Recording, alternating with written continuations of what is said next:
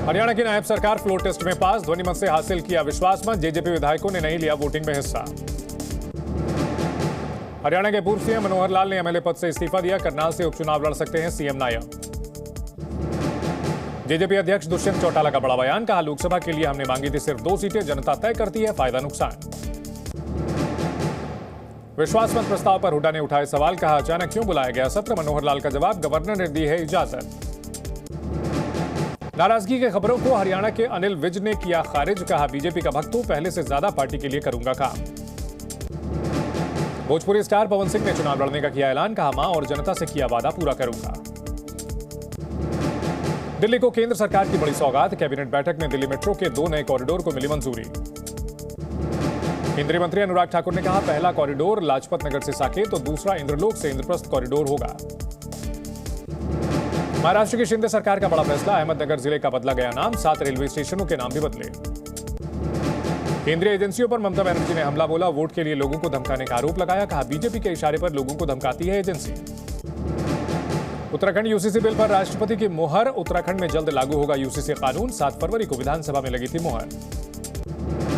CAA पर दिल्ली के CM Arvind Kejriwal ने उठाए सवाल, प्रेस कॉन्फ्रेंस पर केंद्र सरकार पर साधा निशाना, कहा देश की मांग है सीएए वापस लिया जाए। केजरीवाल ने सीएए को बताया वोट बैंक बनाने की गंदी राजनीति, कहा पाकिस्तानियों को भारत बुला रही है बीजेपी। केजरीवाल ने देश में बेरोजगारी का मुद्दा उठाया, कहा युवाओं को इजरायल भेज रही सरकार, विदेशियों को रोजगार कौन देगा।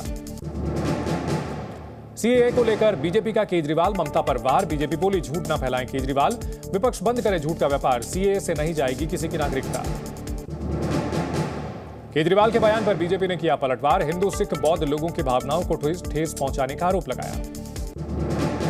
रविशंकर प्रसाद ने ममता बनर्जी पर बोला हमला, कहा ममता बनर्जी की राजनीतिक जमीन फिसल रही है, इसलिए सीएए को सांप्रदायिक रंग दे रही हैं। नागरिकता संशोधन कानून को सुप्रीम कोर्ट में चुनौती, सीएए पर रोक लगाने के लिए मुस्लिम लीग ने दायर की याचिका। दिल्ली के मजनू के टीला में रह रहे हिंदू शरणार्थियों को हाईकोर्ट से राहत, डीडीए की डिमोलिशन कार्रवाई पर कोर्ट ने लगाई रोक। सीएए लागू होने के बाद झारखंड में अलर्ट, पुलिस मुख्यालय ने सभी जिले के एसपी को अलर्ट रहने के निर्देश दिए, सोशल मीडिया पर पुलिस की नजर।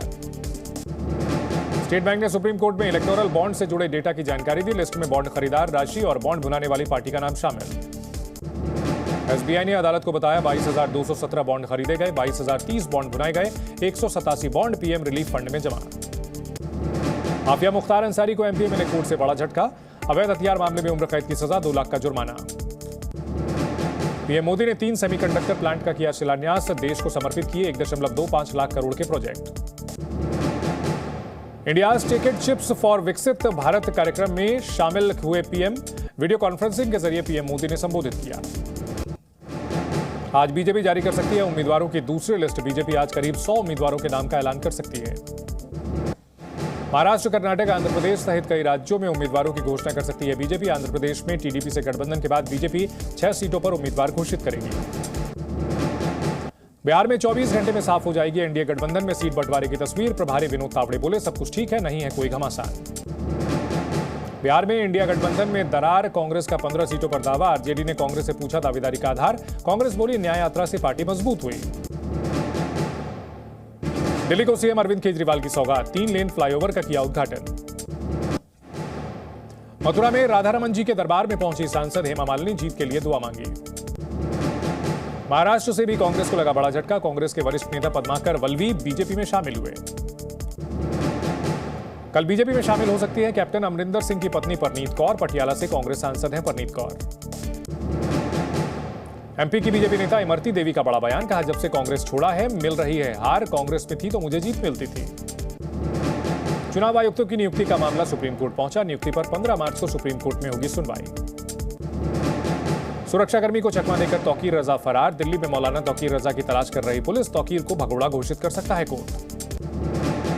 कैंसर की नकली दवा रैकेट का खुलासा, पुलिस ने अब तक 8 लोगों को गिरफ्तार किया, बिहार के मुजफ्फरपुर से एक और गिरफ्तारी। पटना सिविल कोर्ट में लगी भीषण आग, आग बुझाने में जुटी दमकल विभाग की गाड़ी। हजारीबाग से कांग्रेस विधायक अंबा प्रसाद के घर ईडी की छापेमारी जारी, पिछले 26 घंटे से ईडी के अधिकारी कर रहे हैं छापेमारी।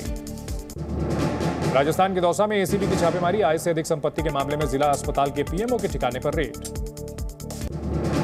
बीकानेर और जोधपुर में भी एसीबी की टीम कर रही छापेमारी। आय से अधिक मामले में आबकारी अधिकारी के ठिकाने पर रेड। बिहार के मुजफ्फरपुर में हुआ सड़क हादसा, 5 लोगों की मौत, 9 लोग घायल। जम्मू कश्मीर में बर्फबारी से मौसम गुलजार, पर्यटकों ने उठाया लुत्फ। बर्फबारी के बीच घुड़सवारी करते नजर आए पर्यटक।